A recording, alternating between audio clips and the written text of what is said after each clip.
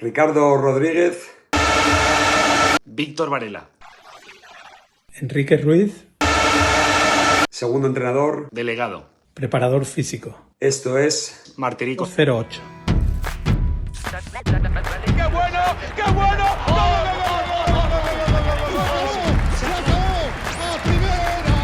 Esto es Martiricos 08. A beneficio de Aldeas Infantiles.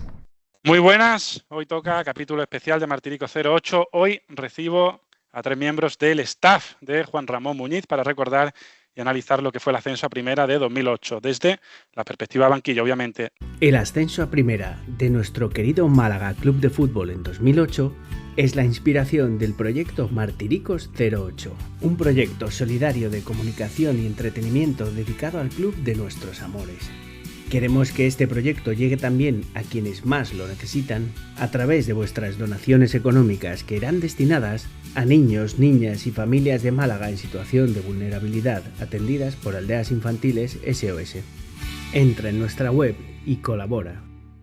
Ricardo Rodríguez, segundo entrenador en esa 2007-2008 y director deportivo después durante 2 temporadas. A partir de ahí, entrenador en solitario en Arabia Saudí, Girona, Tailandia, Japón y China. Casi nada, ¿eh, Ricardo? Casi nada, casi nada. Sí. Estamos también con Enrique Ruiz, preparador físico a los servicios del club desde el año 96 hasta el 2023. 26-27 años en total, de los cuales en el primer equipo pasó sus últimos 19. ¿Qué tal? ¿Cómo estás, Enrique? Muy bien, Borja. Encantado de estar aquí con vosotros. Encantado. Y Víctor Varela, aquella 2007-2008 fue tu primera temporada de delegado en la primera plantilla, un profesional que pasaba del departamento de comunicación al vestuario de la noche a la mañana por exigencias del guión y cuya ascensión profesional desde entonces ha sido meteórica. Actualmente vicepresidente y CEO del Albacete Balompié. Un placer volver a verte, Víctor. ¿Qué tal? ¿Cómo estás?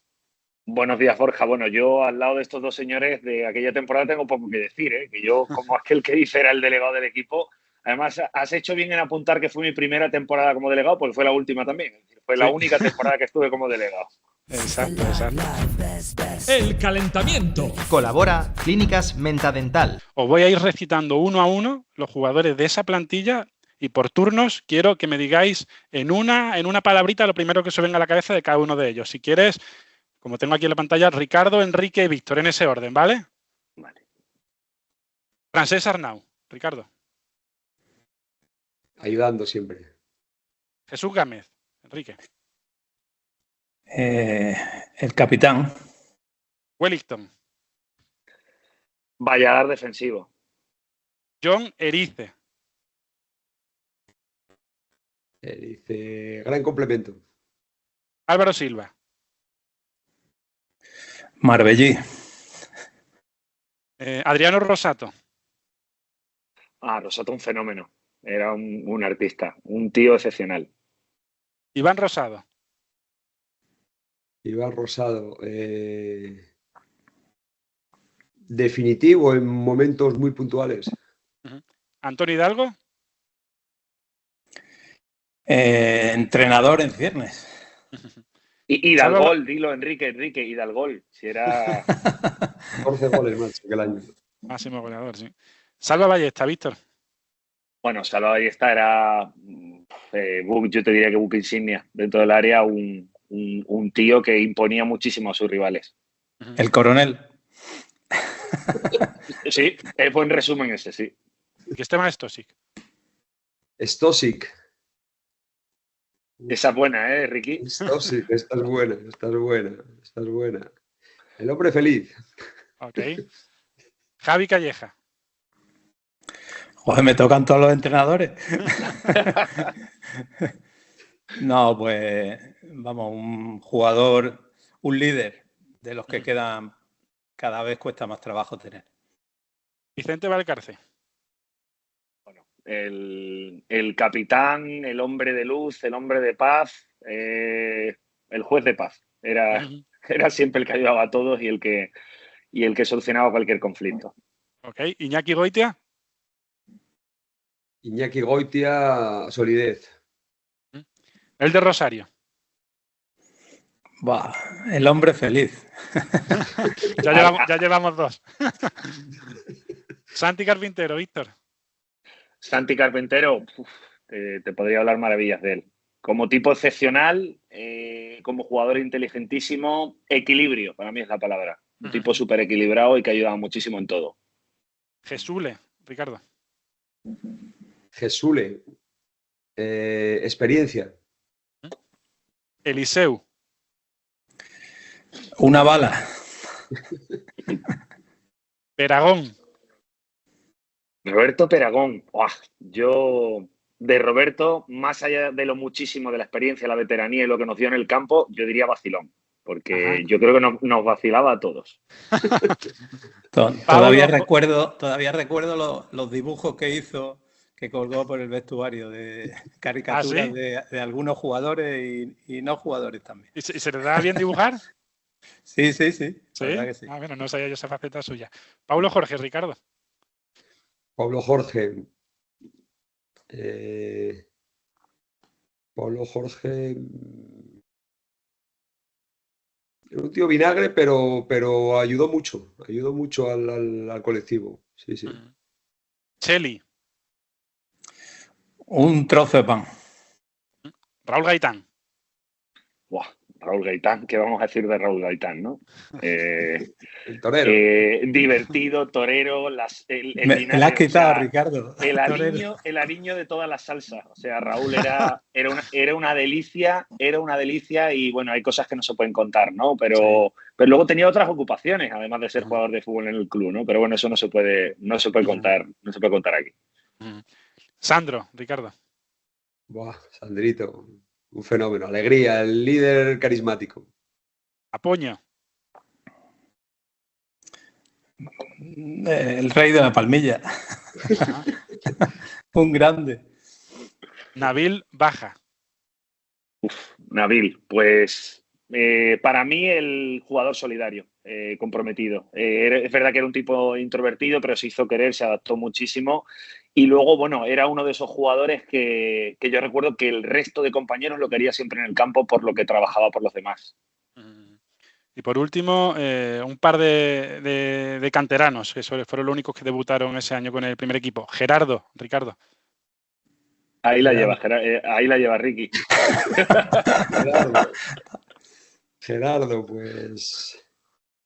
Bueno, irrupción, fue un jugador que yo lo tuve en el filial un tiempo y pues irrumpió en aquella temporada y tenía mucho talento. Luego, pues desgraciadamente desperdiciado, pero un tío que nos ayudó en momentos puntuales bastante. En Gijón, me acuerdo que marcó un gol aquí en el Molinón. Sí. Peláez, Enrique. Peláez, pues lo mismo que ha comentado Ricardo, ¿no? Un jugador con mucho talento, mucho más equilibrado que Gerardo y que tuvo su cuota de participación y nos ayudó también en conseguir el objetivo, ¿no? Y por último cerramos contigo, Víctor, el técnico, Juan Ramón López Muñiz. Pues yo diría, por no citar a Bruce Sprinting, era el boss, ¿no? Era el boss en todos los sentidos, ¿no? Era director deportivo, era entrenador, para mí era padre, para mí era tutor, para mí era guía, para mí era todo. A mí ese año me ayudó a desempeñar una faceta que, bueno, pues que yo no conocía y entre él y Pepe González Torres me fueron llevando, pero luego lo puede contar Ricardo y Enrique, ¿no? Él a la hora de gestionar el vestuario, de crear un buen ambiente, de evitar que aparecieran los egos, a mí me parece la figura clave, sin ninguna duda, de aquella temporada.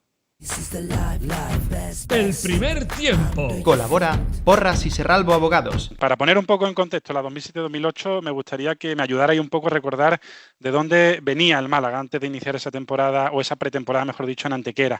Víctor, veníamos de una salvación agónica semana antes para no bajar a segunda B. ¿Cómo se vivió aquello desde dentro? Porque un descenso hubiera sido casi mortal, ¿no? Sobre todo teniendo en cuenta la situación concursal. Bueno, hay que tener en cuenta el contraste, ¿no? Recuerdo que los últimos partidos, y seguro que Enrique se acuerda también o mejor que yo, era un suplicio competir, porque, bueno, pues porque el equipo no parecía tener el pulso de la competición, como que la temporada le había quedado ya larga y nos estaba costando muchísimo, estábamos muy cerca del descenso. Y luego hay que recordar, por ejemplo, en aquel contexto, yo recuerdo hacer cientos de llamadas cada semana para intentar convencer a la gente que viniera a apoyar al equipo a la Rosaleda, tal cual. Es decir, el entorno no era el más adecuado, pero la salvación era fundamental, porque todo el proyecto del club, después de todo lo que había pasado, del descenso de primera, de las penurias económicas, pasaba por mantener la categoría. Yo quería comentar que aquel año pues, fue un año muy, muy difícil, ¿no? Fue un milagro, ¿no? Porque estábamos en ley concursal, si mal no recuerdo, y yo me acuerdo que una situación que marcó mucho aquella temporada fue pues el ERE que se hizo con varios jugadores de la plantilla, ¿no? Creo que fueron 4 jugadores de la plantilla que estuvieron apartados de los entrenamientos y casualmente a final de temporada esos jugadores fueron de los que ayudaron en la consecución del objetivo de la permanencia, ¿no?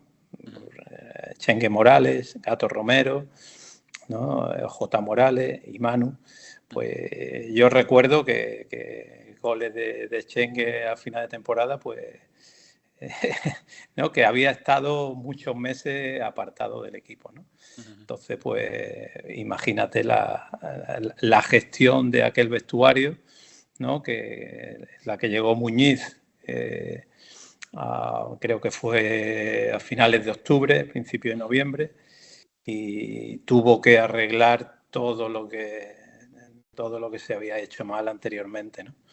Y como decía Víctor, ¿no? Pues Muñiz fue la pieza clave de primero esa salvación, la salvación de ese año, y luego el ascenso del año siguiente, ¿no?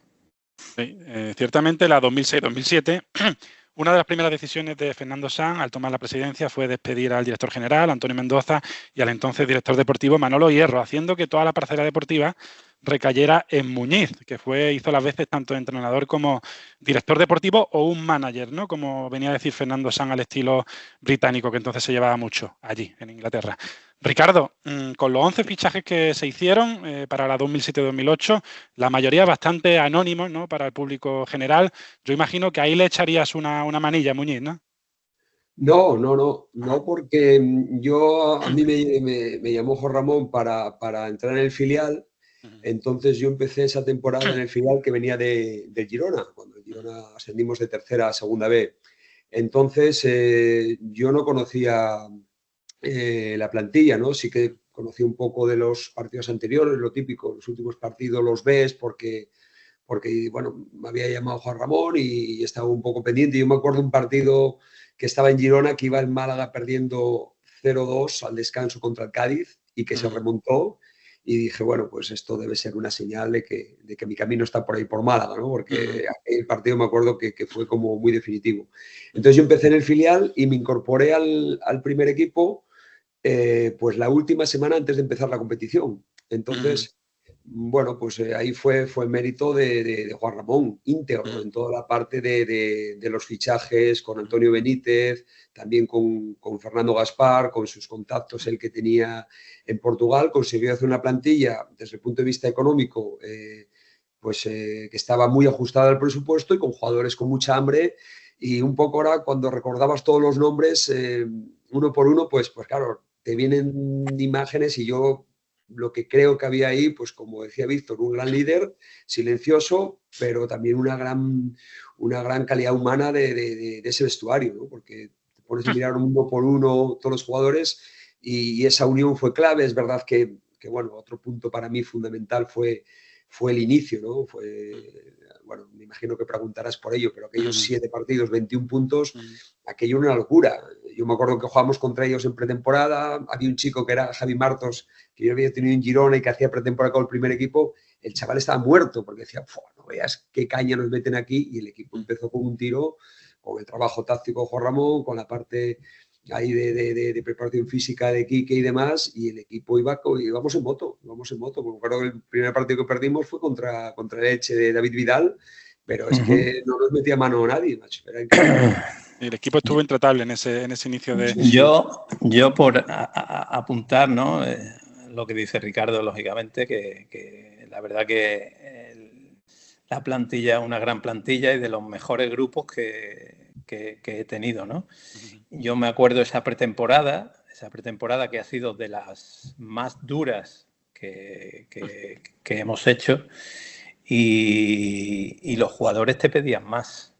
Y ahí nadie levantaba el pie, ¿no? Yo me acuerdo el hambre que tenía ese grupo era increíble, ¿no? Y la verdad que desde el primero hasta el último allí nadie se dejaba nada, ¿no?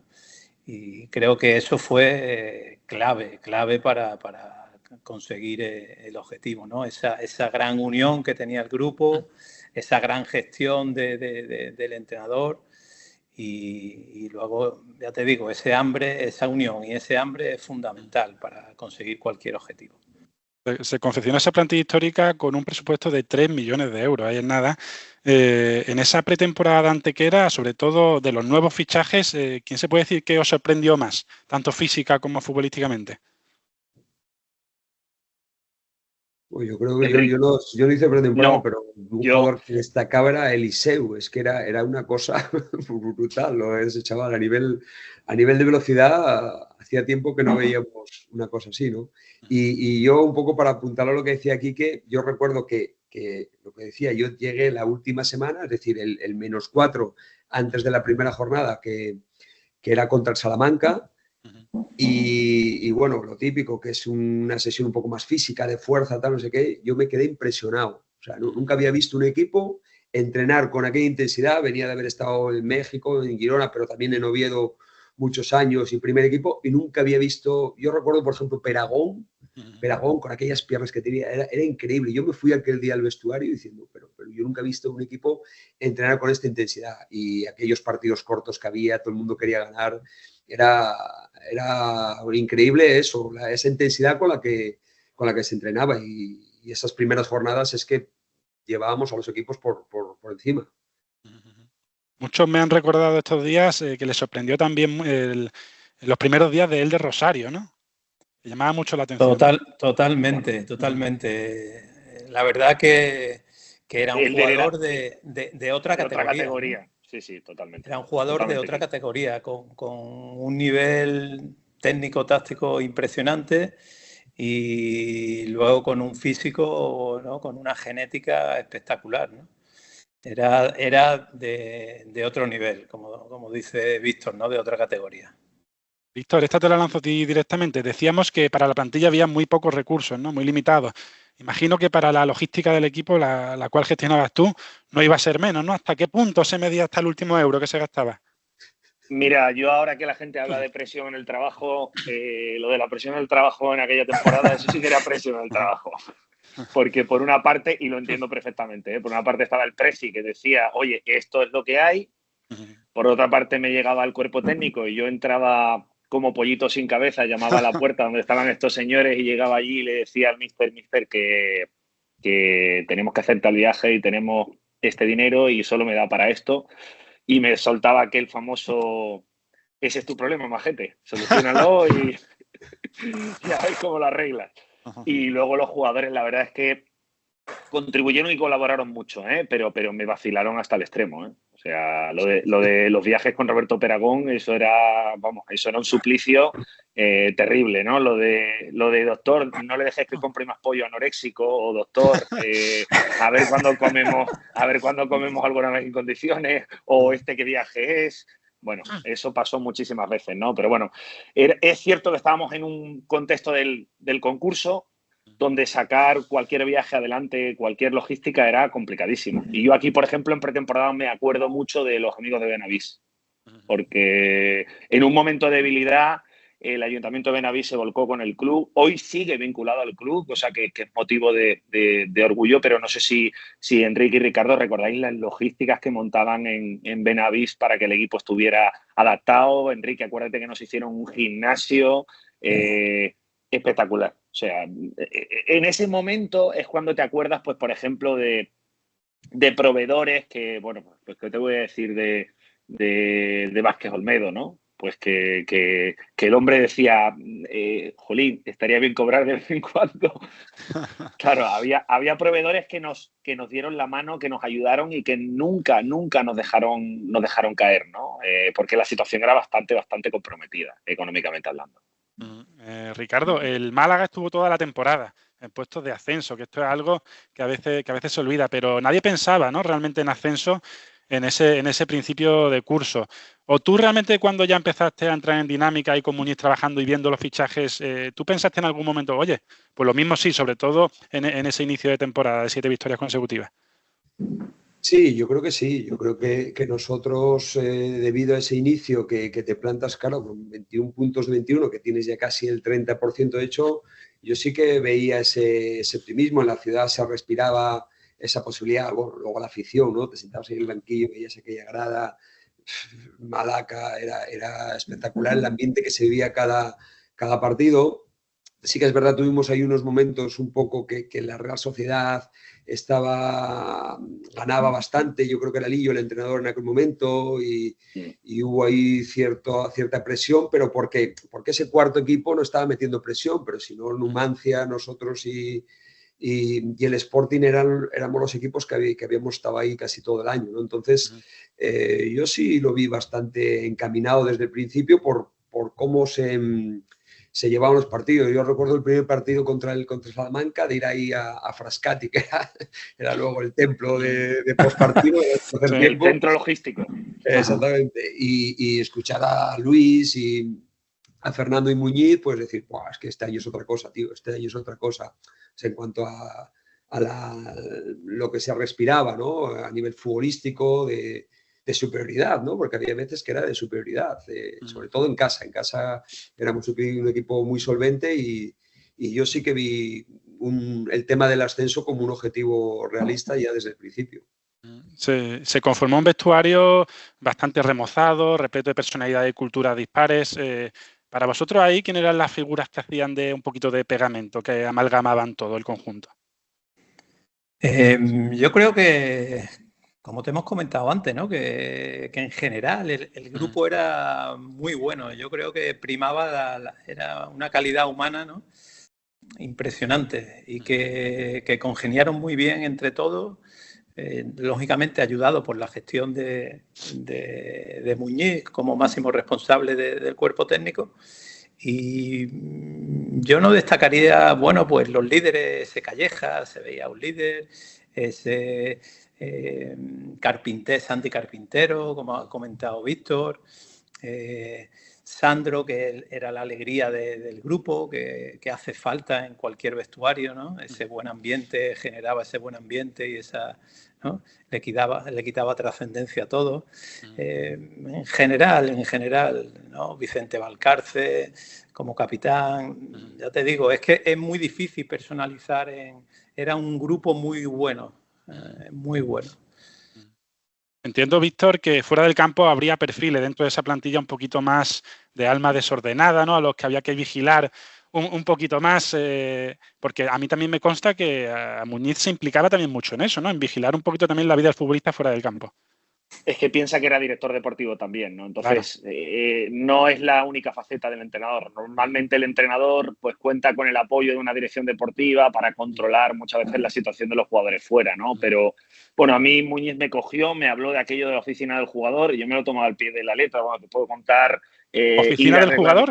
Ir a arreglarle la antena parabólica a Pablo Jorge a su casa, te puedo contar llevar a Eliseu y a sus hijos a la clínica, al hospital, a que le revisaran en una farmacia a las 12 de la noche. Ajá. Como esas te puedo contar, bueno, yo estuve más o menos con todos, no solo buscándoles la casa, sino luego dando las commodities, ¿no? De que ellos se sintieran a gusto. Pues recuerdo ponerle a Wellington la televisión de Brasil los primeros días para que él tuviera la televisión de Brasil. Es decir, al final intentábamos de alguna manera que ellos estuvieran a gusto, que también digo una cosa, para estar a gusto en Málaga tampoco hace falta ningún delegado ni ninguna gestión. A ver que nos entendamos, que venían a una de las ciudades que tienen más calidad de vida del mundo, ¿no? Pero yo coincido con lo que ha dicho Ricardo, con lo que ha dicho Enrique. Es que la mezcla que había en ese vestuario, a mí me parece una mezcla que yo no he vuelto a ver en pocos vestuarios, porque había gente veterana, pero que además todavía tenía ese hambre de quiero demostrar. Gente que había dado un paso atrás para intentar dar un paso adelante. Gente joven con mucha hambre. Gente que venía de fuera de España que quería reivindicarse en España. Es que se juntaba que todos a su manera compartían ese hambre y luego tenían un espíritu colectivo que a mí me parecía envidiable. Y luego están esas figuritas, como bien habéis comentado, que luego es que hacían que te tenías que descojonar de la risa, y perdón por la expresión, todos los días. O sea, compartir con Sandro un día, eso era fantasía. O sea, escuchar a Raúl Gaitán entrar por la mañana, eso es que era maravilloso. O sea, es que todo era buen ambiente, todo era buen humor y yo creo que disfrutamos mucho del camino, que muchas veces no disfrutas del camino sin olvidar lo que se sufrió también, ¿no? Porque hay que recordar que el míster vino moreno y cuando terminó la temporada parecía Richard Gere. Es decir, tenía más canas que Richard Gere cuando terminó la temporada y es tal cual. Es decir, sufrimos mucho, pero se disfrutó mucho del camino. Dime, ¿iba a decir algo, Enrique? Bueno, yo iba a comentar que en el fútbol lo más importante yo que he estado muchos años de profesor en la escuela de entrenadores y demás, y siempre comentaba a los alumnos que lo más importante de un equipo o de un entrenador es la gestión del vestuario, ¿no? Uh-huh. Y conseguir que los 25 jugadores de la plantilla remen en el mismo sentido, ¿no? Uh-huh. Y tiren todo, ¿no? Acuérdate que solamente juegan 11, ¿no?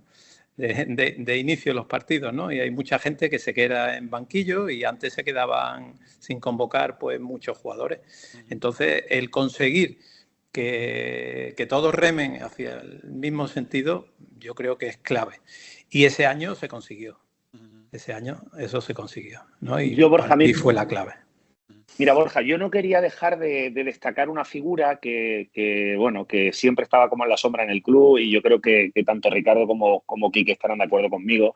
En esa confección de la plantilla que hizo el míster, yo recuerdo, por ejemplo, terminar la temporada anterior, estábamos de desplazamiento en un hotel y, claro, mi falta de conocimiento y de experiencia en ese momento le veía cerrando operaciones. Yo me acuerdo de cerrar la de Peragón, la de Carpintero, o sea, cerró el míster operaciones con jugadores y yo les decía, pero míster, si estamos al filo del precipicio, los jugadores, y me decían, no, hombre, no, siempre hay unos condicionantes de que tienes que estar en la categoría, lógicamente cuando les firmas, ¿no? Pero bueno, ahora obviamente lo sé, pero en aquel momento yo decía, hostia, y los jugadores quieren venir en las circunstancias que tenemos, no prefieren esperar. No, los jugadores, Málaga es su primera opción, siempre que estemos en la categoría, ¿no? Y había una figura que le ayudaba mucho en el club, que, bueno, tristemente la hemos perdido hace relativamente poco, que es la de Antonio Benítez. Yo recuerdo muchas conversaciones del míster de Muñiz con Antonio Benítez por la mañana, evaluando a los jugadores.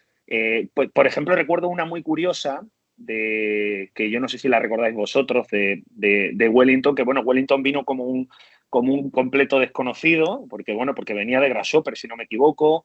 Yo recuerdo el primer día que le recogí en el club que tenía 2 piernecillas que eran 2 alambres, pero 2 alambres, de verdad, tenía las piernas delgadísimas. Y yo lo veía y decía, madre mía, pero digo, ¿y este jugador? Y luego recuerdo que fue el jugador que estaremos todos de acuerdo, junto con Eliseo, que más nos sorprendió a todos. Pues lo de Wellington era tremendo, o sea, era rendimiento, era un mariscal en el campo, era impresionante. Y lo que terminó siendo también, sí. Impresionante. Wellington ha sido de aquel grupo, pues el que más recorrido ha tenido en el club. Sin ¿no? ninguna duda, sin ninguna duda. Y Wellington ha sido un referente, ¿no? Ya no solo en ese año, sino todo el recorrido, todos los años que ha estado en el club. Y no en segunda división o en primera, sino en la Champions, ¿no? Yo me acuerdo que todos los años pues le fichaban otros centrales y al final el que jugaba era Wellington. Wellington y otro. Lo de Wellington era un completo espectáculo. Y recuerdo una conversación de la renovación de Wellington, planteándosela dentro del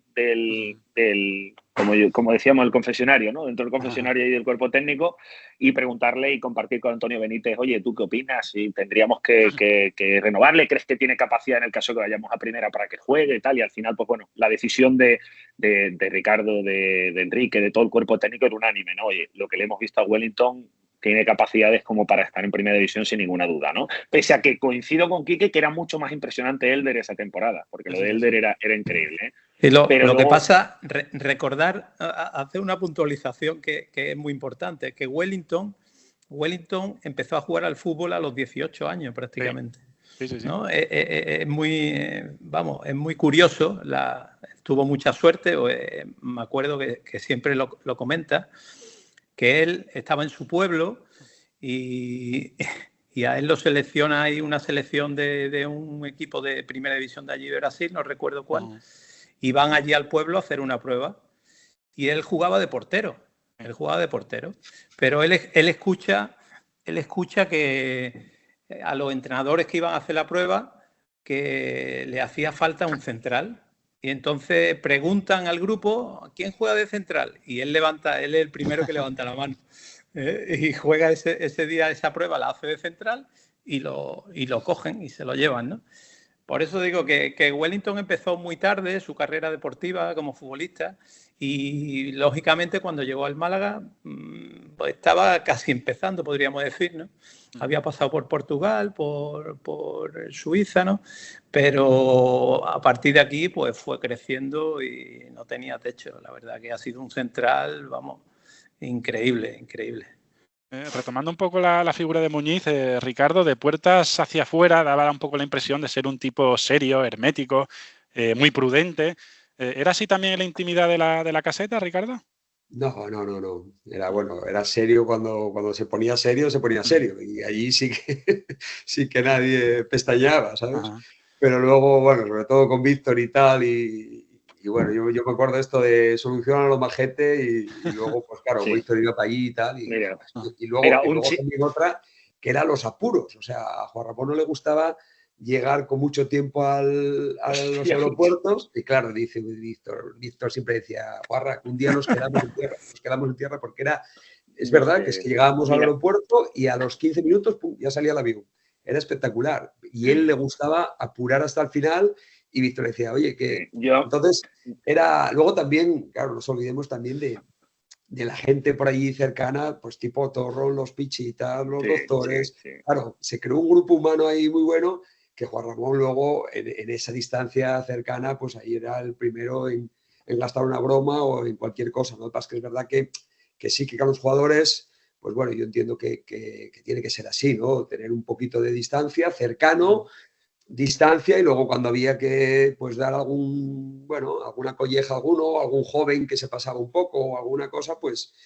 él sabía hacerla, ¿no? Sabía estar serio, pues cuando un jugador le demandaba más minutos, ya con veteranía y demás, pero él siempre lo hacía muy bien anteponiendo el rendimiento del grupo. Eso era lo primero, ¿no? Ya podía ser X jugador que fuese banquillo o cuando toda la grada cantaban a Sandro y él había veces que no cedía, pues porque entendía que decía, ostras, es que tenemos el partido controlado y a lo mejor pues Sandro obviamente nos daba muchas cosas, pero a lo mejor si había alguna pérdida, alguna cosa, pues eso lo miraban mucho, ¿no? Entonces, esta parte humana y cercana, él tenía eso lo llevaba muy bien, ¿no? Y luego me acuerdo también, pues, yo que sé, alguna comida del amigo invisible, todo eso, esas cosas las manejaba muy bien. Cada viernes había como un pincheo que nos traía ahí Antonio, ahí nos traía el pincheo para hacer vestuario los viernes y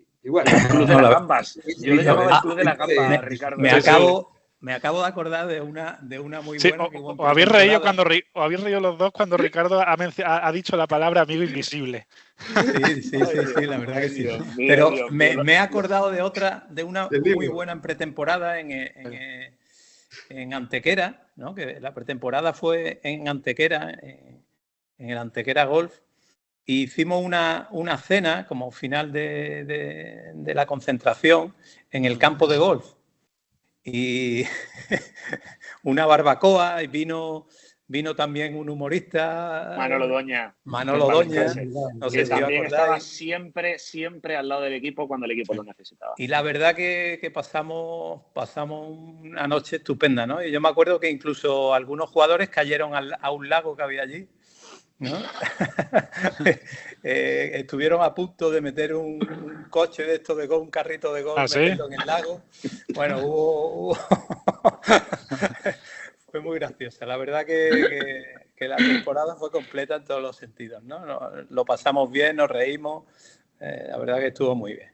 No, yo luego haces como entrenador tiempo y yo me acuerdo una frase que siempre se acababa, y mira que, claro, lo de antes, ¿no? Lo de los liderados, ¿no? Había el líder carismático, que podía ser Sandro y Raúl Gaitán, el líder táctico, que podía ser a lo mejor Wellington y yo que sé, Carpintero, el líder, pues yo que sé, resolutivo, ¿no? Pues Antonio Hidalgo, Salva, Baja, era la gente que metía los goles, que siempre tal... Pero que luego en el fútbol nunca me ha vuelto a pasar y vas pasando por equipos y demás, otras culturas, pero ¡viva la banda! Era el Sandrito cuando acababa la alineación, y que no fue suplente, que muchos días era suplente, y ¡vamos a la banda, vamos! Y eran esas cosas que luego yo no he vuelto a ver en 14 años, 15 años. Yo podría estar una hora hablando de anécdotas de Sandro, ¿no? No solo ese año, ¿no? Y luego una hora me quedo corto. ¿no? Y la complicidad que tenía Sandro y todos esos líderes con esas personas del staff que habéis nombrado, que para mí también era clave. O sea, lo de los Pichitas, lo de Torron, lo del Doctor, lo de Luis, lo de Fernando, era un auténtico espectáculo. El ambiente era. Eso sí, yo desde aquí voy a aprovechar para pedirles perdón, ¿no? Porque cuando Juanra decía lo de Majete, yo quiero que suene entrar al tren, que suene y que cierre la puerta. O sea, ese era el objetivo, ¿vale? Entonces yo traía a Miguel y a Juan Carlos, los traía locos. Locos porque yo cogía una furgoneta, me iba primero, dejaba las cosas, les llevaba a ellos, luego tal, y decía, pero coño, si nosotros siempre hemos ido con el equipo, digo, no, pues tenemos que llegar para entrar y cruzar la puerta y con el material no nos daba. Y ellos todo eran facilidades. La verdad es que el ambiente era espectacular. Apuntando lo que dice Víctor, ¿no? Yo que he estado tantos años ahí, pues la verdad que en el Málaga se han hecho un milagro detrás de otro y gran parte de eso son culpables todos los que comentáis, ¿no? Todo lo que hay alrededor del equipo y que se ve mucho menos, ¿no?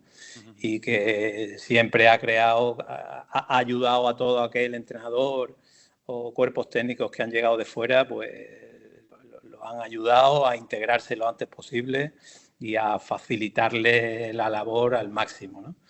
Que creo que eso es una labor que ha sido muy importante, no solo en aquel año, que lógicamente lo fue, sino en toda la trayectoria que ese grupo ha tenido ahí, ¿no? En tiempos de crisis siempre al final, cuando el club no tiene recursos, y esto es una realidad porque el año anterior veníamos de un ERE en las oficinas, ¿eh? O sea, es que hubo muchos de nuestros compañeros en las oficinas que quiero tener un recuerdo para ellos, que bueno, les tocó salir por el ERE, pero en tiempos de crisis siempre aparecían los mismos y siempre aparecían las personas del club, las que siempre han estado vinculadas al Málaga, las que quieren al Málaga, las que, bueno, pues obviamente motivaciones económicas tenían pocas porque la situación económica no era de agrado, pero, jolín, eran el pegamento de la gente que venía, de Ricky en este caso, por ejemplo, cuando se nos incorpora, de Juanra cuando viene del Marbella. La verdad es que a ellos también se debe gran parte del éxito en los momentos de dificultad y que el club no cayese al vacío, ¿no? Como parecía que iba a caer en esos años. Para el aficionado yo recuerdo un poco que la figura de Muñiz era siempre objeto de debate, que no era un carisma basado en grandes titulares o de dar juego en ruedas de prensa, que tenía un fútbol práctico, efectista, no excesivamente vistoso, ¿no? Pero mirándolo en frío siempre cumplió objetivos. Permanencia en 2007, ascenso en 2008, permanencia luego en 2010 y en 2019 cuando volvió al tiempo lo sustituyó Víctor en abril sin haber abandonado el equipo puestos de playoff de ascenso a primera. ¿Creéis que el público de Málaga le debe un reconocimiento mayor al hombre que a día de hoy es el segundo entrenador con más partidos dirigidos en la historia del club? Yo creo que bueno, yo lo tengo claro. Era muy difícil, sin duda. Era muy difícil claro. el tema de ascender con aquella situación y demás. Es verdad que, bueno, pues a lo mejor, bueno, el fútbol y demás, pero bueno, en aquel momento había una cosa que para segunda siempre es muy importante, que es la solidez. Nosotros teníamos esa solidez defensiva, éramos un equipo que éramos capaces, a Juanra le gustaba mucho atacar por fuera con centro remate, ¿no? Pero luego también esa capacidad de recuperar, de salir rápido y demás, cuando es verdad que a lo mejor, pues por cultura, Málaga a lo mejor es un equipo, un fútbol más alegre, más de jugar, más de toque, más combinativo.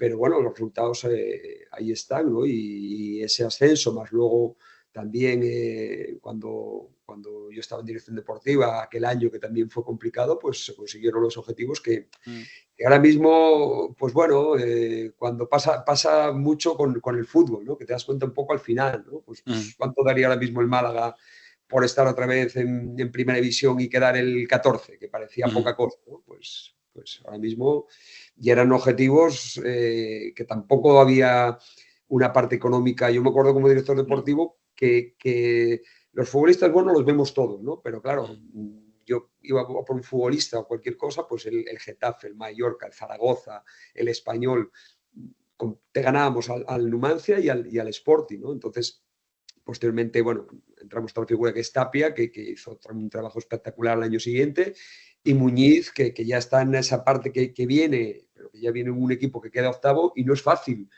el redoblar esa situación porque, bueno, obviamente había los 6 equipos grandes que era muy difícil de superar.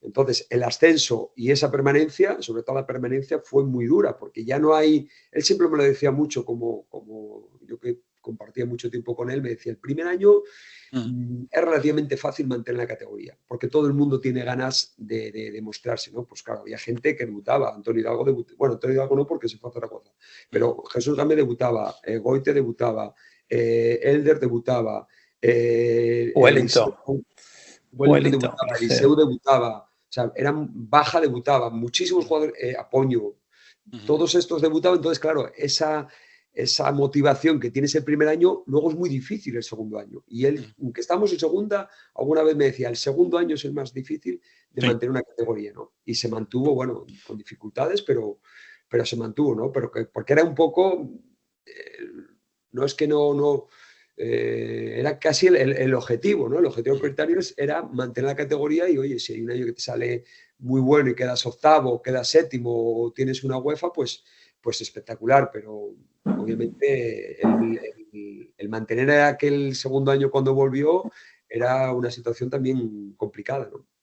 Pero bueno, y el primer año, cuando él entra, pues ya lo hemos comentado antes, claro. Eso es un milagro. Ahí el club estaba en descomposición total y él fue el pegamento que hizo posible que el club permaneciera en segunda.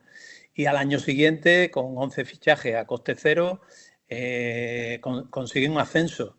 Y luego se va, vuelve y ese año, pues lo que dice, como ha dicho Ricardo, que después de un año donde se había hecho una temporada por encima de nuestras posibilidades con Antonio Tapia, pues mantiene la categoría.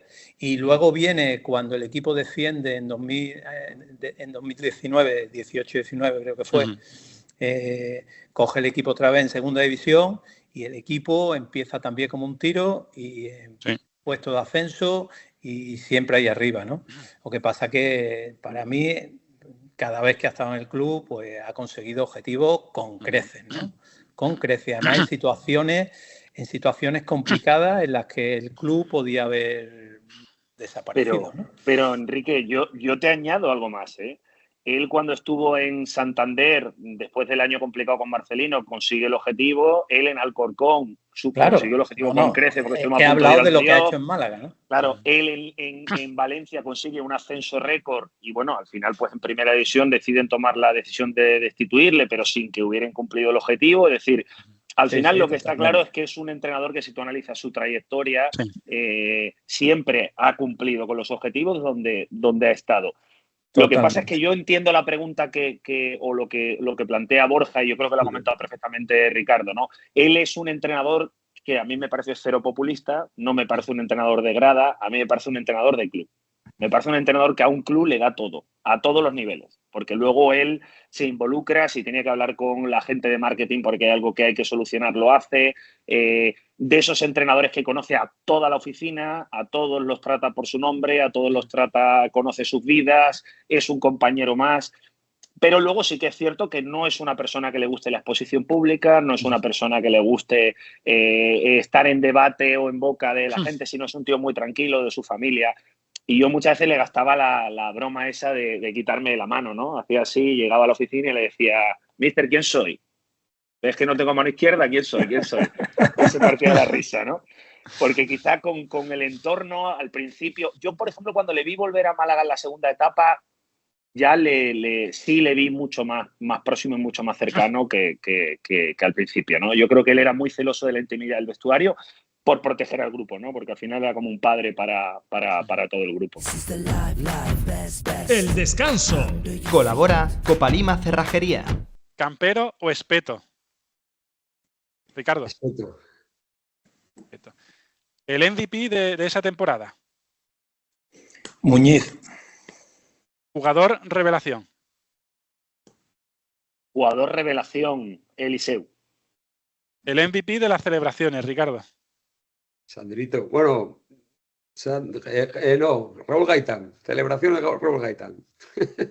De esa plantilla, un futbolista que lo tuviera todo, pero que no llegó a donde realmente tenía capacidad para llegar. Gerardo, el que hemos comentado antes, ¿no?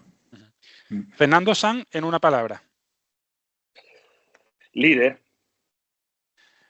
Staff, plantilla, afición. Porcentaje de culpa de cada uno de esos tres sectores en el ascenso, Ricardo. Esta plantilla, afición, difícil, todo importante, o sea, podríamos decir, es que es difícil. Te digo 40, 40 y 20 y darle un 20 a la afición nada más es poco, ¿no? Pero bueno, las tres espectacular. 33 periódicos, Ricardo. 33 con 33 periódicos. Lo solucionamos así. Eso es. Enrique, el mejor futbolista con el que hayas trabajado en tu carrera, tanto desde el punto de vista personal y como profesional. Siempre lo digo, que para mí el jugador con más potencial y con más, para mí ha sido Joaquín. Joaquín. El aprendizaje más valioso para ti esa temporada, Víctor. El aprendizaje más valioso. Yo es que esa temporada aprendí todo. Porque me senté el primer día en el banquillo y me di cuenta que no tenía ni idea de fútbol con estos señores. Entonces, fue un aprendizaje bastante importante. Pero para mí, la importancia del grupo. Yo diría eso, la importancia del grupo. Y por último, Ricardo, para ti, tu rincón favorito de Málaga. El Frascati. Vale.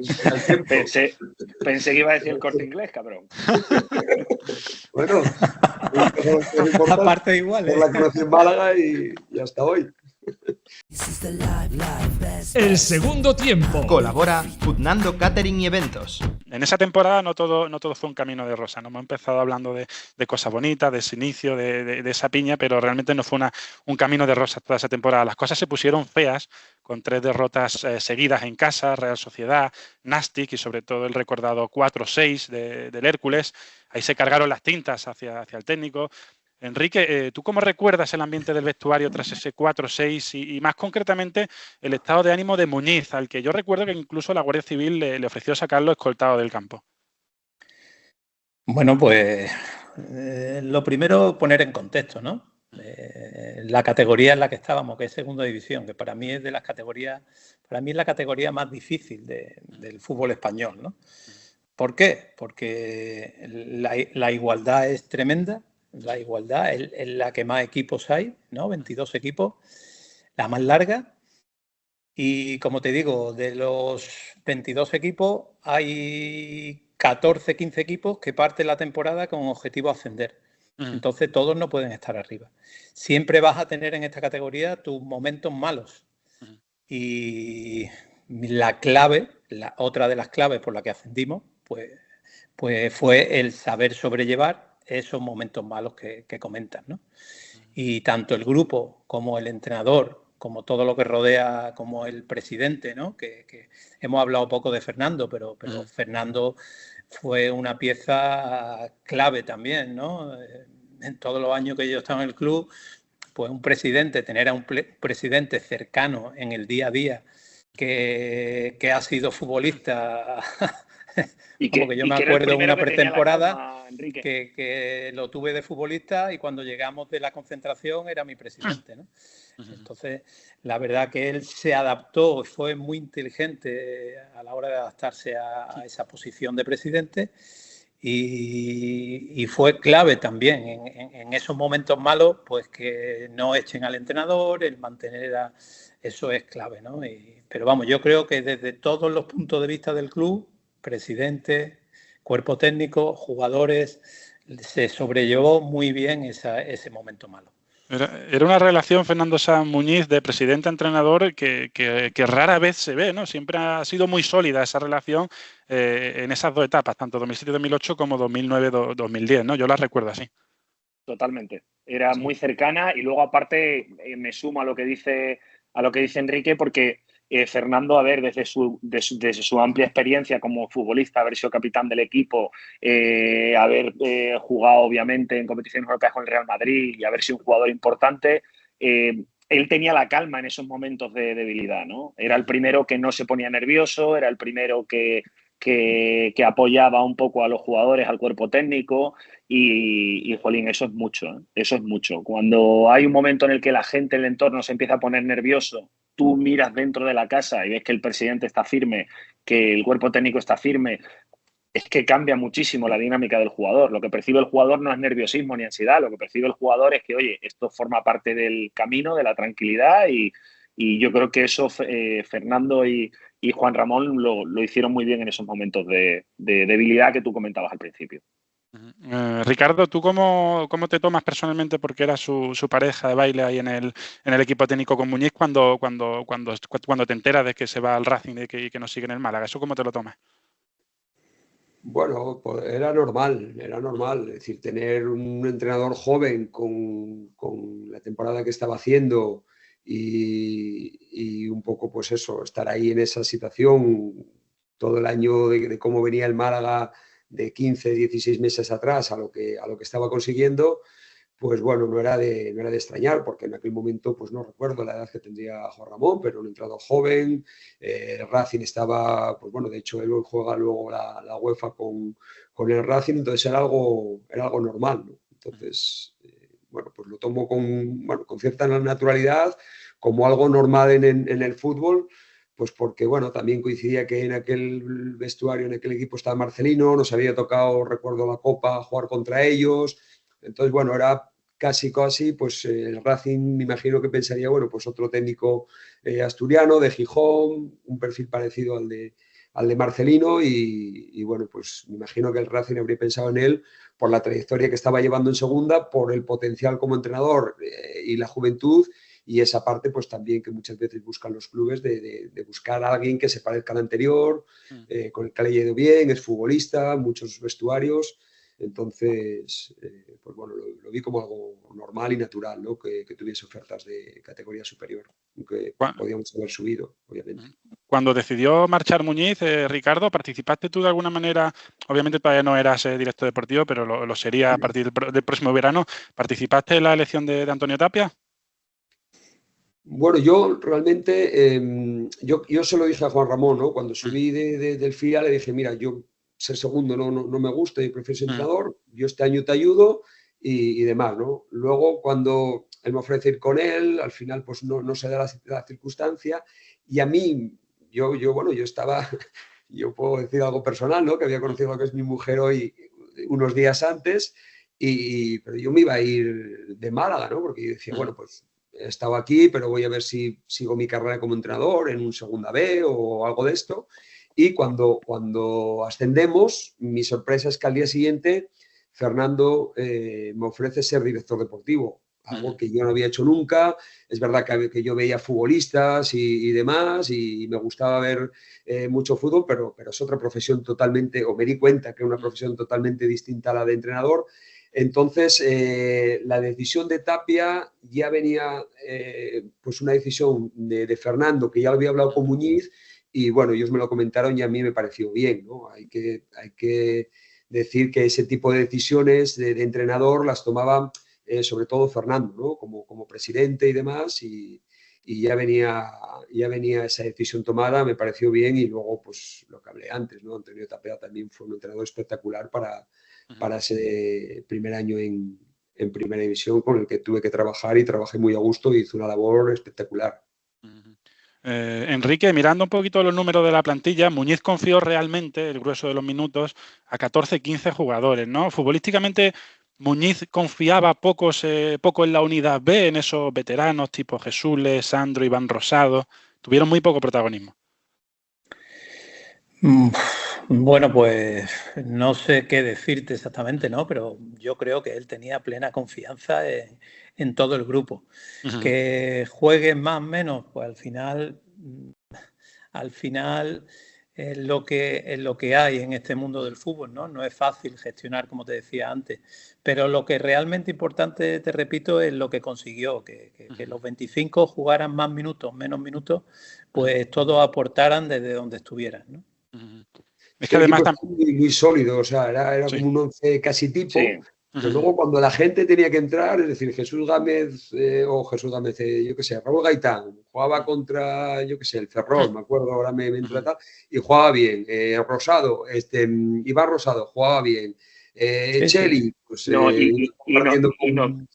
y tenían sus roles, Ricardo, y nos dieron goles y momentos importantes todos, ¿eh? Porque yo recuerdo partidos donde tú las llamas unidad B. A mí no me gusta verlo así. Yo lo que creo es que cuando ellos aceptaron mucho el reto de venir al Málaga, obviamente, pues si tú vienes, por ejemplo, a la punta de ataque y sabes que tienes a Salva, tienes a Nabil, tienes tal, oye, y Roberto, y Iván, jolín, todos no pueden jugar. Entonces, bueno, tú más o menos sabes cuál va a ser la competencia, pero luego lo que es cierto es que el que no venía de participar tanto, yo recuerdo partidos donde, pues por ejemplo el de Vigo, ¿no? Donde no lo desatascan jugadores que, oye, no venían jugando todos los minutos que los demás, pero tuvieron una participación clave. O a mí me parece que la tuvieron, por lo menos desde el banquillo lo viví así. Sandro Rosado, sí. Sandro, por ejemplo, tenía un rol, pero un rol que fue determinante. Cuando aparecía era capaz de desatascar partidos que en segunda es que es muy complicado desatascar partidos. ¿Eh? Se te ponían el equipo defensivamente, sobre todo cuando jugabas en casa, y joder, es que te hacían falta herramientas diferentes. Y cuando tú abres como yo digo, tu caja de herramientas y te encuentras a Sandro, hostia, eso era un lujo tenerlo en ese momento, ¿no? Por eso, a mí, yo lo recuerdo así, desde luego, ¿eh? Recuerdo el valor de cada uno. Y Ricardo es entrenador, ¿no? Y él mejor que nadie lo sabe, ¿no? Que cuando un equipo está rindiendo y está consiguiendo resultados, pues no es fácil tocarlo, ¿no? Lo que repito, lo que ha comentado Ricardo, que cada uno tiene su rol, y cuando ahí había en esa época pues 3 cambios, pues los 3 que entraban aportaban, ¿no? Y eso es muy importante en un equipo. Y luego los que jugaban menos y los que estaban sin convocar, pues lo que ha comentado Ricardo al principio, que era un espectáculo verlos entrenar. Y si hay un buen nivel de intensidad en los entrenamientos, es el primer paso para que el equipo rinda luego en los partidos. ¿No? Partimos de que ahora cuando tienes que hacer una plantilla, yo me fijo mucho en, primero, que sean buenas personas. Si no son buenas personas, es imposible poder hacer, luego conseguir algo. Y ahora hablando de estas cosas que hablabais, yo me acuerdo que a Peragón, igual hubo 2 o 3 veces que el minuto 30 en la Rosaleda se le decide cambiar. Y ni un mal gesto ni nada, el chaval obviamente fastidiado, pero al día siguiente volvía a entrenar, no había egos, era una plantilla que no había egos, que eran también compañeros y algunos de ellos amigos, pero sobre todo yo creo que eran buenas personas, y eso hace que se haya podido llegar ahí. Si tú tienes 2, 3 que no hay esa calidad humana, en el momento que no hay los minutos que esperas o empiezan a surgir los egos, y eso es un poco lo que agrieta. Y los futbolistas, hablando de la relación Fernando-Muñiz, ellos veían que ahí no había grietas, ahí no había por dónde buscar a alguien, cualquier cosa, y eso el futbolista enseguida lo ve, que el que tiene el poder es el entrenador. Entonces, claro, el futbolista es inteligente y todas esas cosas las percibe a vuelo, ¿no? Totalmente. Entonces, ayudó mucho todo eso, ¿no? Que también Muñiz fuese director deportivo, eso ayudaba muchísimo también, porque futbolista dice, ostras, al que tengo que convencer es este señor, y Y ahí ellos sabían que para convencer a Juan Ramón era lo primero trabajo y esfuerzo. Luego a partir de ahí vendría lo demás, ¿no? Entonces, eso ayudaba mucho. Ricardo, esa temporada Muñiz fue definiendo un 11 que al final no aprendimos de memoria, con un 4-4-1-1, con Hidalgo por detrás de Baja, Carpintero y Apoño casi en paralelo en el doble pivote. Si tuvieras ahora que hacer un informe, con tu experiencia de entrenador, un informe en cortito, en puntos principales de ese Málaga 2007-2008, ¿qué pondrías, qué destacaríis futbolísticamente? Bueno, futbolísticamente eso, mucha solidez defensiva, equipo vertical, equipo bueno, sobre todo con mucho recorrido, mucha solvencia por bandas, con la banda y los laterales, porque eran laterales, pues tanto Rosato como Jesús Gámez nos daba mucho en ataque, y luego Juan Ramón lo que quería era, pues eso, siempre gente en área para rematar, fuese Nabil, fuese Salva, Antonio llegaba siempre, hubo también algunos momentos que variamos un poco el dibujo a 4-3-3, que bueno, sacrificábamos a lo mejor, era por ejemplo Carpintero, Apoño y Antonio también, pues porque a lo mejor faltaba un poquito de fútbol y hacíamos ahí esa función, y entonces ahí aparecía un poco más Nabil o Salva, alguna vez juntos también, para tener ahí más poder rematador los dos juntos, que muchas veces era la duda que teníamos, ¿no? Llegaba el domingo por la mañana y ¿qué opinas? Y era ahí eso, Apoño o Salva, ¿no? Por ver si teníamos un poco más de remate con Salva y Nabil por detrás, o lo que dices, ¿no? O tener ahí Carpintero, Apoño, Antonio media punta y Nabil en punta. Entonces, por ahí esos 3 puntos. Balón parado era difícil marcarnos gol.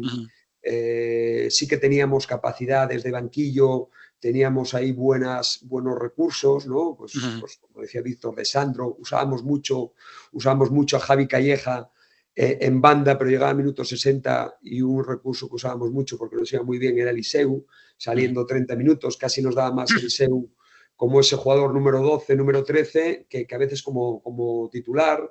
Fue el máximo asistente esa temporada, Eliseu. Exactamente. Y muchas veces me acuerdo de un partido en Gijón que es que, digo en casa contra el Sporting, que es que los dos a la vez, ya empezaba el Sporting un poco a abrirse, ya se estaba partiendo el pie, miramos, Eliseu, pum, venga, Quique, Eliseu y venga. Mira, tengo un recuerdo, Ricky, del partido en Las Palmas, no sé si lo recordáis. Bueno, tengo 2 de ese partido, ¿vale? Uno que probablemente es uno de los momentos más divertidos que me ha pasado, porque acuérdate que Las Palmas tenía 2 gemelos, ¿vale? Y castellano, ¿no? Saca de córner y remata a uno de los castellanos solo, ¿vale? Y entonces, pues, Juanra y tú os volvéis locos y os vais por Roberto, ¿vale? Por Roberto Peragón, ¿eh?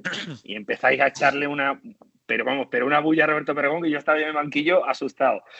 Y la respuesta a Roberto, que no lo olvidaré, fue: pero mister, si es que son iguales, Y dice, ¿cómo quieres que lo marque? Y le dice: número, coño, por el número.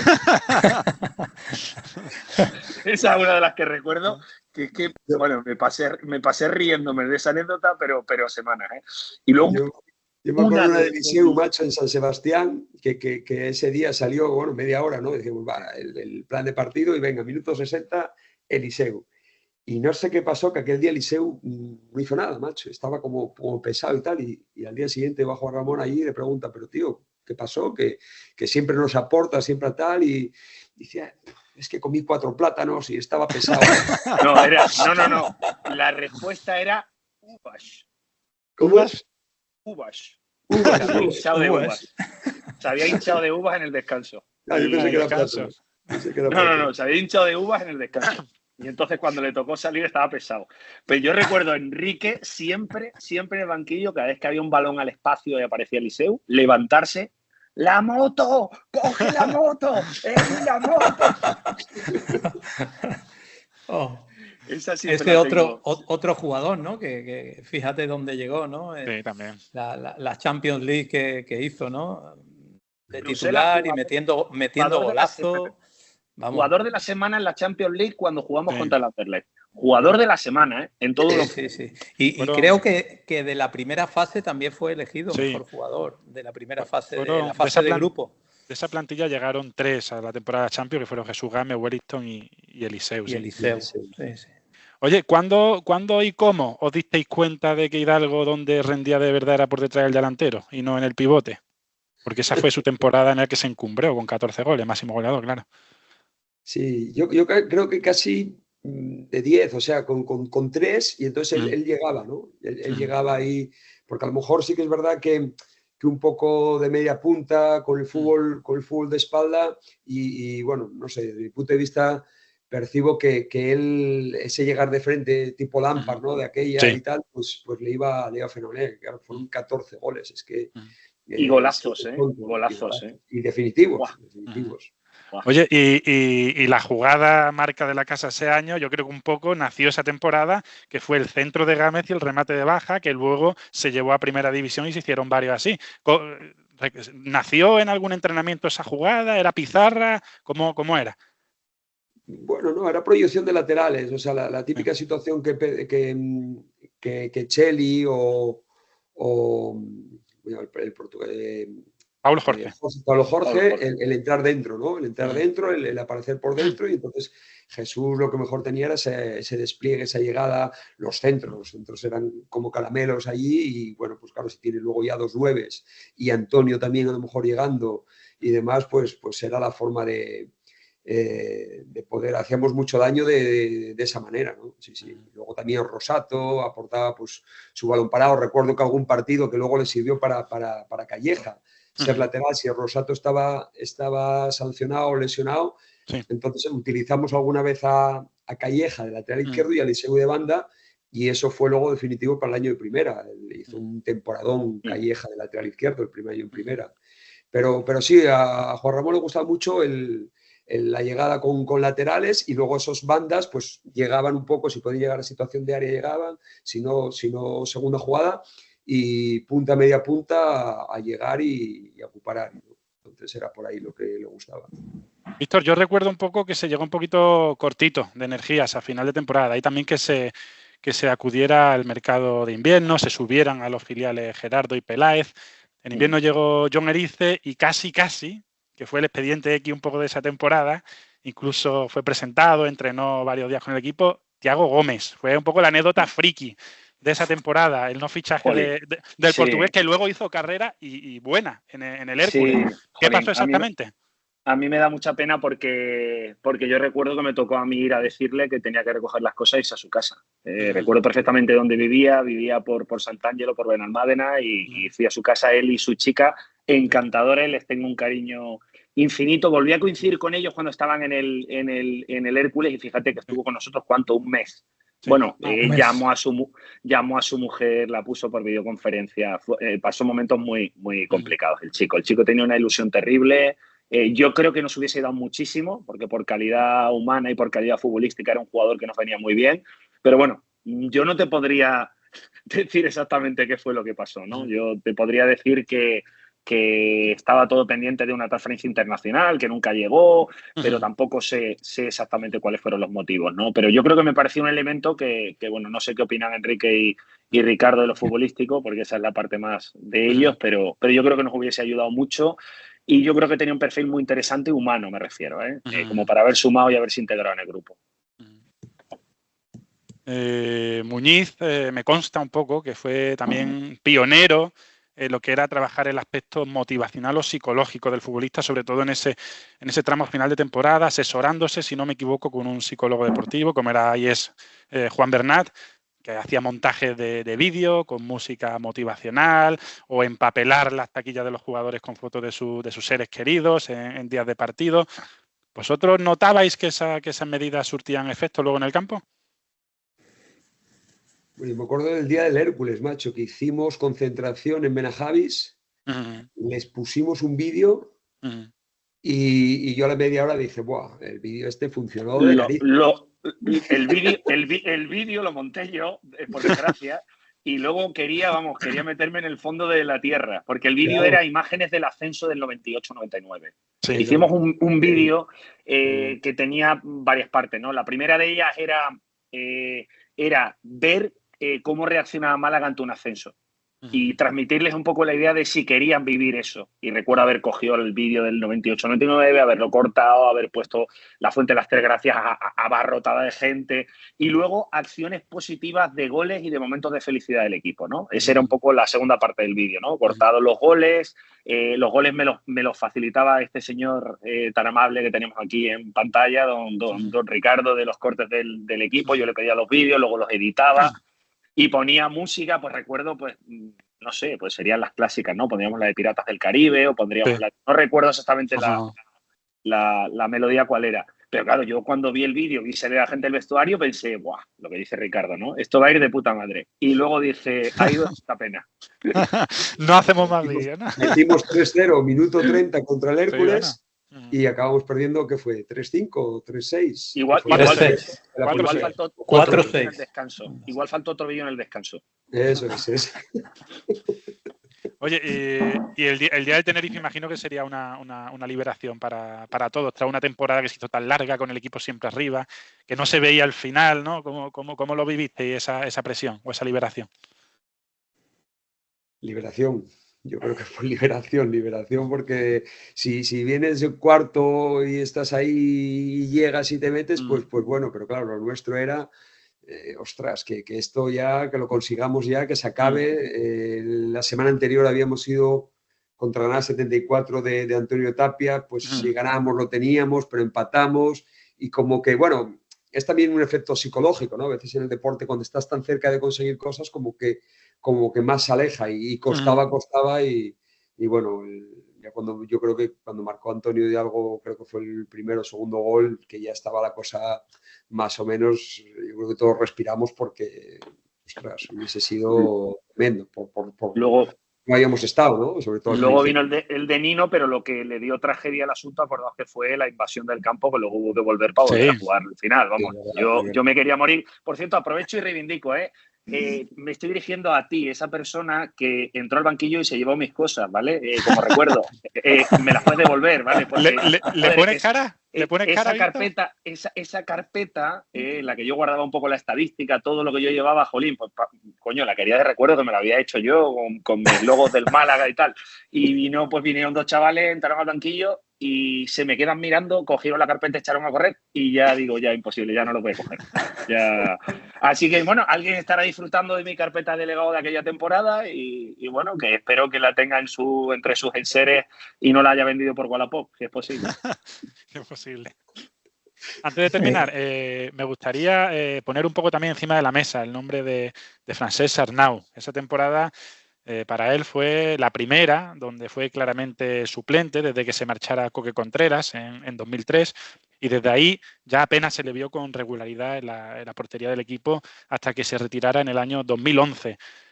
¿Cómo recordáis su rol ese año dentro del equipo y qué legado profesional creéis que ha dejado en el club? Bueno, yo creo que Arnau, ¿no? Pues ha sido también otro futbolista que ha dejado mucha huella en el club, ¿no? Ha tenido una trayectoria muy larga y él terminó pues siendo capitán del equipo y haciendo una gran labor en momentos difíciles desde esa posición. Y ya te digo, yo siempre lo he visto como una persona enamorada de este deporte, del fútbol, ¿no? Respiraba fútbol por todos los poros de su piel y un enamorado de esto, ¿no? Y que lo vivía 24 horas al día, ¿no? Estuviera en el rol que estuviera dentro del grupo, ¿no? Y ya te digo, pues ha tenido, pues igual que otros jugadores que hemos comentado, pues ha tenido un rol muy importante en los años que ha estado en el club, ¿no? Y luego, pues, una gran persona. Yo es que lo he tenido de jugador, lo he tenido de director deportivo, lo he tenido de alumno en los cursos de entrenadores y mi relación ha sido muy buena con él siempre, ¿no? Bueno, un jugador que hay que recordar que fue de los que llamó a las puertas de la selección vistiendo la camiseta del Málaga, que no han sido tantos, ¿eh? Un momento que se pedía cuando estábamos en primera división esa convocatoria para él y que luego tuvo la gran fortuna de poder retirarse en el Málaga después de una grandísima trayectoria, en un partido homenaje contra el Barça, que era su otro club, ¿no? Yo siempre recuerdo ese día con mucho cariño y estoy seguro que al final pues se le pudo deportivamente hacer justicia, ¿no? Con esa retirada ese día, pues recuerdo que salió a hombros, que estaba junto al Barça, el Málaga, es un jugador histórico del club, por número de partidos, por temporadas, por lo que ha representado, por haber estado tantos años en Primera División, por capitanía. Es un jugador sin duda a tener siempre en el recuerdo de lo que es la historia del Málaga. El descuento. Colabora Gimnasio Urufit. Primera pregunta. Por un punto. ¿Cuál fue el primer rival, primera jornada de esa temporada? Ese es Salamanca. Ya ha salido aquí, creo, ¿no? Sí, Salamanca, sí. ¿Recordáis el resultado? Si no me equivoco, ¿no? 3-0, ¿no? 3-0. 3-0, exacto. Vale, esta también, de hecho, ya la hemos dicho. Por 2 puntos, máximo goleador y máximo asistente. Bueno, yo creo que el máximo goleador fue Antonio Hidalgo, el máximo asistente Eliseu, ¿no? Exacto. Sí. Exacto. Por 3 puntos, los 3 jugadores de campo con más minutos. De campo, vale, no vale el portero, ¿no? Portero no vale. Vale. Wellington puede ser uno. Wellington el primero. Sí, ¿no? Jesús Gámez. Me tenéis que decir 3. Wellington el Jesús Sería Gámez podría ser Wellington. también, ¿eh? Bueno, no, luego estuvo jugando Paulo de lateral también, ¿no? Pero Sí. Pero ahí- Carpintero no descansaba, ¿eh? Carpintero jugaba mucho, ¿eh? sí, yo también creo que Carpintero, sí. Carpintero puede ser otro, sí. Wellington, Carpintero y luego ya tengo la duda si Elder o Jesús Gámez. Porque luego de arriba sí que cambiábamos más, ¿sabes? Sí. Sí. A ver, Ricardo, que eras el entrenador, por favor. No tú, jolín. ¿Cuál es el tercero que decís? O sea, Wellington, Carpintero. Carpintero. Y yo creo que Y Elder, creo yo. Y Elder. Pues Wellington primero, Elder segundo y tercero, Antonio Hidalgo. Claro, jolín, claro, es verdad. Sí. Claro, no, sí, lógico. Sí. Vale, Igual a Carpintero sí le cambiamos una vez o algo. No está mal. Para el consuelo 2 de 3 no está mal, ¿eh? No está mal. Sí. Vale, yo creo que está fácil también. Por 2 puntos. Cuarta pregunta. El dorsal 10, esa temporada, ¿quién lo llevó? El dorsal 10. Tosic. Esto sí. Te vas a acordar. Vale, Te iba a decir que no fue el primero de Apoño, porque yo pensaba en Apoño, pero Apoño fue después. Sí, exacto, sí. fue Stosic y también lo hemos hablado. El jugador vino. No lo olvidas, Ricky. Hombre, él es el que manejaba más los números con el míster, ¿no? Bueno, Víctor también los manejaba, ¿eh? Stosic. Bueno, y la segunda parte de la pregunta, que ya la hemos visto, él se fue en invierno al Racing de Ferrol cedido y vino un jugador para ocupar su ficha con el dorsal 10, que no se pudo escribir, que fue... Que no se pudo. Tiago Gómez. Tiago Gómez, ¿no? Exacto. Y dice el 4, sí. Y por último, por 2 puntos, los 2 otros equipos que subieron junto con el Málaga ese año. Los ha dicho Ricardo antes. Ricky, adelante. Mancia Sporting. Perfecto. Habéis hecho... Casi Mancia pleno. Campeón y Casi con Arconada, segundo. El tercero de más minutos, ¿no? Con Preciado. Exacto. Que nos perdone Antonio, ¿eh? Nosotros estábamos encantados de que lo alinearan, ¿eh? Antonio, bueno, con 14 goles, Antonio lo queríamos con locura. Es que ya lo habíamos metido en el de máximo goleador. Puntuación total: 9 puntos. Gracias, Borja, por regalarme este regalo. Compartir con estos señores, que es un regalo. ¿Vale? Bueno, Totalmente. un regalo para mí lujo, también. un lujo. Bueno, venga, abrazo. Chao. Moving, all the people moving.